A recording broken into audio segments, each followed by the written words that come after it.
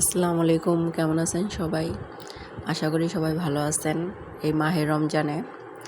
আমিও ভালো আছি আলহামদুলিল্লাহ।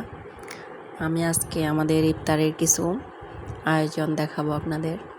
তো এই পাতাটা হচ্ছে, প্রথমে আমি যে পাতাটা চপ বানাচ্ছি সেই পাতাটা হচ্ছে তেলাগুজের পাতা। সেই তেলাগুজের পাতা আমি, যেটা অনেকেই হয়তো জানে না যে এটা খাওয়া যায়, তো আমি সেটা দিয়ে আজকে চপ বানালাম। তো এটা খুব মচমচে হয় বানালে, তো আমার খুব পছন্দ। আমি এমনিতেই একা, কারণ হাজব্যান্ড বাসায় নেই। তো এরপর আমি কিছু বেগুনি ভেজে নিচ্ছি। তো আমার বেগুনিগুলো কত হেলদি সেটা দেখেই বুঝতে পারতেছেন আপনারা। তো বেগুনগুলোকে সুন্দর করে এপিট ওপিট করে ভেজে নিচ্ছি বেসন দিয়ে।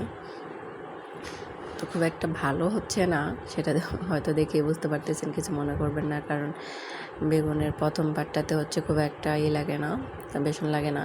তো এখন যেটা দেখতে পাচ্ছেন সেটা হচ্ছে আমি আলুর চপ বানাচ্ছি। আলুর চপগুলোকে আমি বানায় আগে থেকেই ফ্রিজে রেখে দিয়েছিলাম, এই জন্য একটু শক্ত হয়েছে। তো ফ্রিজেই ছিল এগুলো। আমি আলুর চপগুলোকে পিট করে সুন্দর করে ভেজে নিচ্ছি।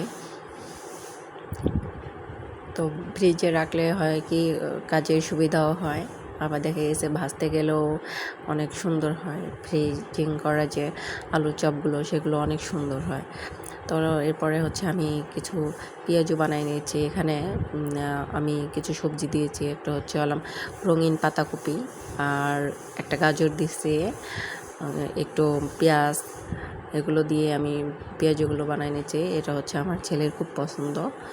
তো ডাইরেক্ট শুধুমাত্র আমি ডাল দিয়ে না করে একটু সবজি দিয়ে করতেছি, যেহেতু আমার বাচ্চা খায়। তো এভাবে আমি পেঁয়াজগুলোকেও এপিট করে সুন্দর করে ভেজে নেব।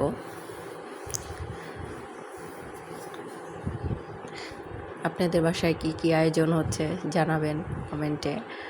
তো এরপরে আমি যেটা করব সেটা হচ্ছে ছোলাটাকেও ভুনে নেব একইভাবে।